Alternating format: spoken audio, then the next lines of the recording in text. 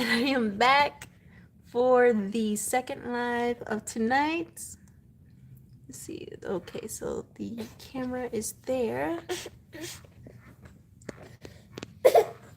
Okay, Moshe. Okay, my love. Yeah.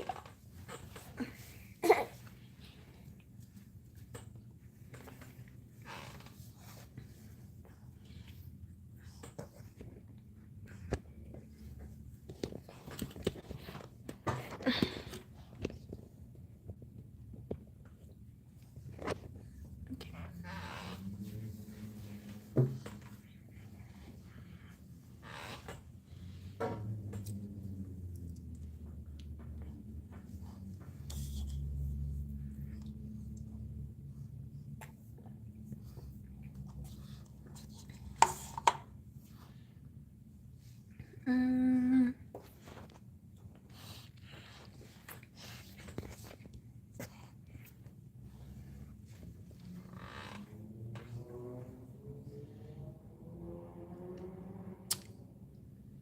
Okay, I hope y'all can hear me. Okay, so we're back for the second live video of tonight. We're going to be talking about Disney fairy tales, our favorite things. Who loves a good romance story? I know I do. But romance should stay in fairy tale land because we're also going to be talking about feminine servitude and how feminine servitude has often been romanticized, and has led to the conditioning of little girls who become grown women who look for those same patterns and dynamics in mature men, and often don't know how to tell the difference between a mature man and a grown male. And that has led to a lot of heartbreak for a lot of women. It has led to a lot of women becoming hard and feeling the need to become more like men in order to not feel heartbreak or pain anymore, in order to survive, in order to make better decisions. They just feel like they have to turn off their femininity and become more masculine and lead with masculinity in order to have better outcomes. So let's discuss Disney fairy tales to start. What is your favorite Disney fairy tale? Comment below, because I haven't watched all of them, but I've read some of the books and I have watched enough to know what the conditioning is, and rewatching them as a healed, whole, mature woman, it is insane the subtle conditioning that happens as children, that in those things that we subconsciously take into the real world that looks nothing like those fairy tale worlds, and how we try to emulate those patterns. So essentially, you think that, oh, if I operate as a princess, then I will be treated as such. And we know that that is not the case. If I operate as a queen, then I will be treated as such.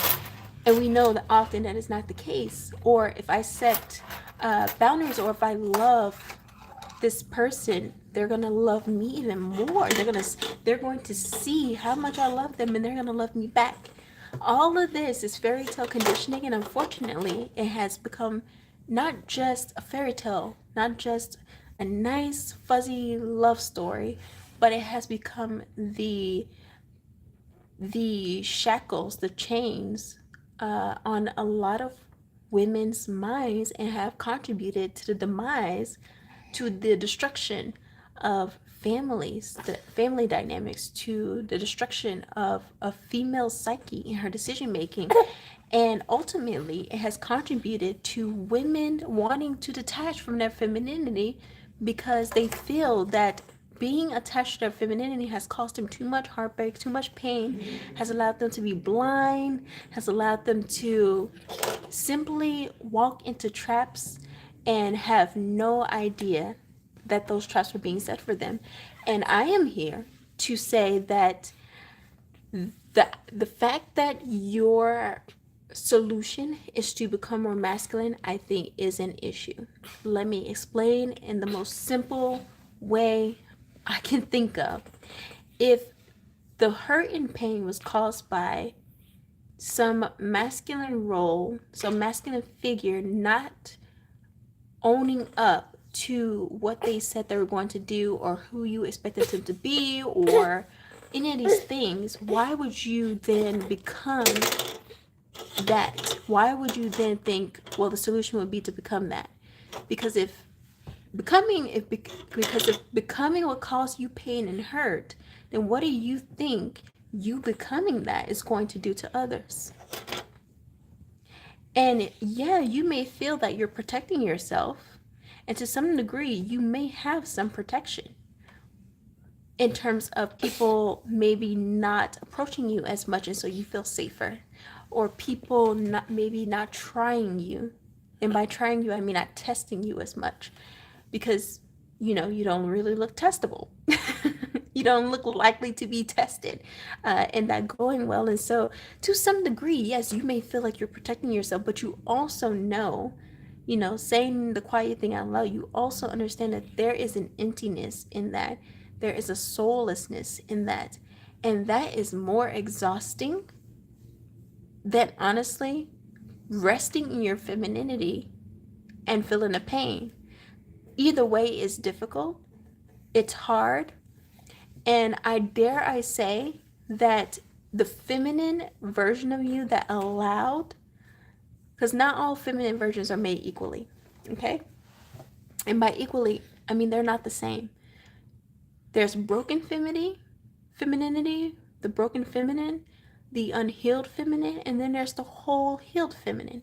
And these two feminines, they operate differently. They show up differently, they sound different, and they get different treatment. They have different outcomes in life because of these different character traits and behaviors that come with brokenness versus wholeness, that comes with being unhealed versus being healed. And so you can become feminine, more feminine, but if you're broken and unhealed and you're operating in a broken version of femininity versus a whole healed version, you're going to get broken, unhealed consequences. You're going to get the consequences of brokenness and being unhealed and trying to put on a facade, because when you're broken and unhealed, femininity doesn't feel natural to you. It feels forced. It feels like you're performing femininity. And anytime you have to perform, that's right, mon cher. That's right. Basically what my child said. It's those are the results. Those are the results. And so when you are whole and healed, the results of a whole and healed feminine are out of this world. And the rarest luxury she gets to have is joy, fulfillment, and peace. The rarest luxury on earth is peace.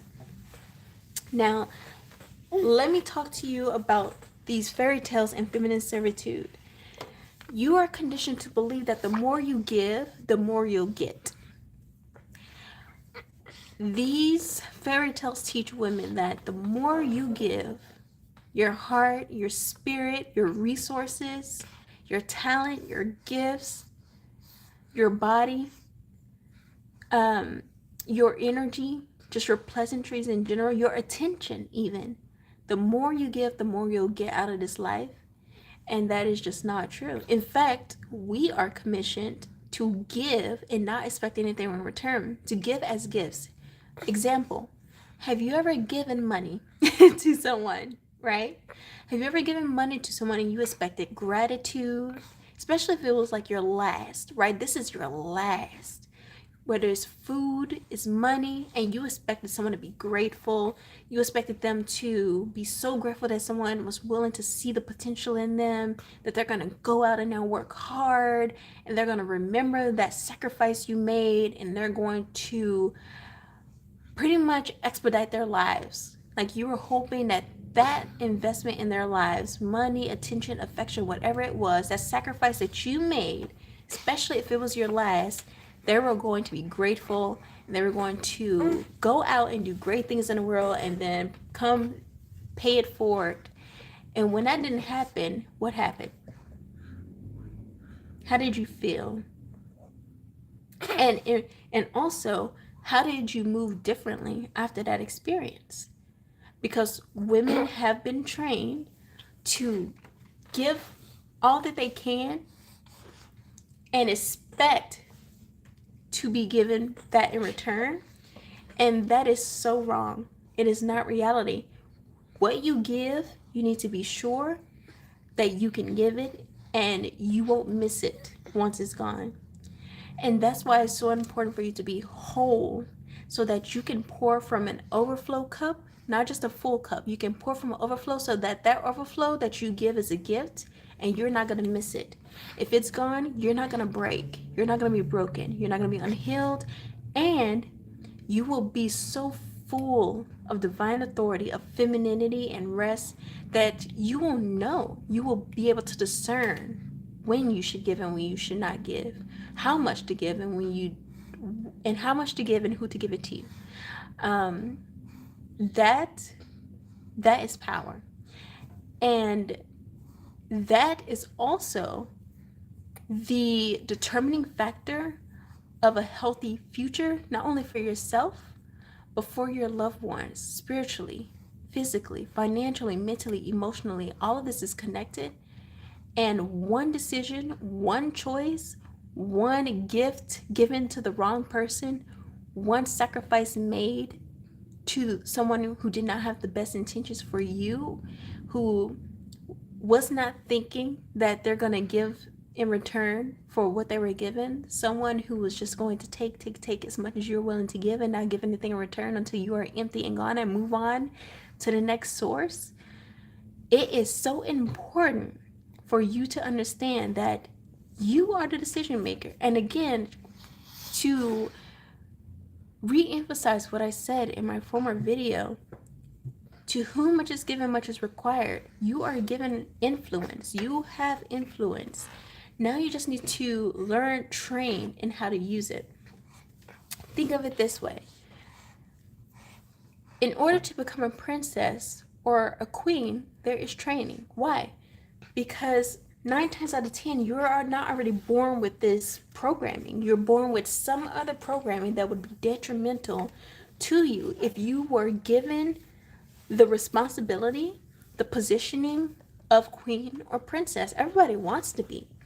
But one, no one's really doing the training, the real hard training of stepping into those roles. And especially when we look in terms of family dynamics, when we look in terms of the unpreparedness of the world in which they go into anything, a new job, a new technology that's developed and not really preparing to deal with the consequences of that, genetically modified. Like, there's so much happening in the world, and things are being built, things are being created, children, legacy, by people who are not preparing to make the most of what they have brought forth, the positions that they were given, the titles that they were given, and the legacies that they're creating. And or they weren't going to do it at all. But we were never intended to do it all on our own, and we were never intended to be the only ones sacrificing and serving. We were meant to serve each other, and that is the ideal, so that everything gets done and gets done in harmony, in unity, and everyone is happy, not just one party or one entity. It is supposed to be a well-oiled machine, and I fear that that's right. That's right. One of the major things that have contributed to the chaos and confusion that we're seeing today, especially as it relates to masculinity and femininity and the benefits of femininity and all these things, is that programming and conditioning. And some of that programming and conditioning, especially within women, have come from Disney fairy tales. So you get to make another choice. You get to determine if you're going to go through life trying to figure it out on your own and potentially causing more damage and harm to yourself, your family, your loved ones, or the people you care about unintentionally, just because it is programming that you have in this masculine guard that you decide to put on. Or you can learn a new training. You can learn a new training, a new programming that is designed identity, so that you can possess the discernment, the positioning, and the authority, the soft authority, the gentle authority, but firm, gentle but firm, soft but firm, the life, the home, the workplace environment, the community that you desire. And should you not be able to impact that which you are currently placed, that you will have the strength, the discernment, and the confidence to move on. And to know that there is better. If that is something, there is something better. If that is something, there is something. A job, a position, an opportunity, a relationship that is not contributing to your highest version of yourself, to the highest version of yourself, but rather your lowest version, your broken, unhealed version, is causing you to fall back into broken and unhealed habits versus whole and healed habits versus feminine habits, then it's time for you to go. And when it's time. So if all that sounds good to you and you want to learn how to actually implement this in your life so that you can rest organically in your whole healed femininity, to make these kinds of decisions, to have your whole healed femininity, to make these kinds of decisions, to have the discernment even, so that you can create the life, the workplace, the home, the community that you desire, the legacy that you desire. Process, sign up with the link above or below this video, or visit shatoyiajones.com to sign up for the Feminine Leadership Code 3-day virtual retreat. You'll get the workbook. When you get the workbook, you will have access to the 3-day virtual retreat. You'll have access to the Secure Crown Academy community.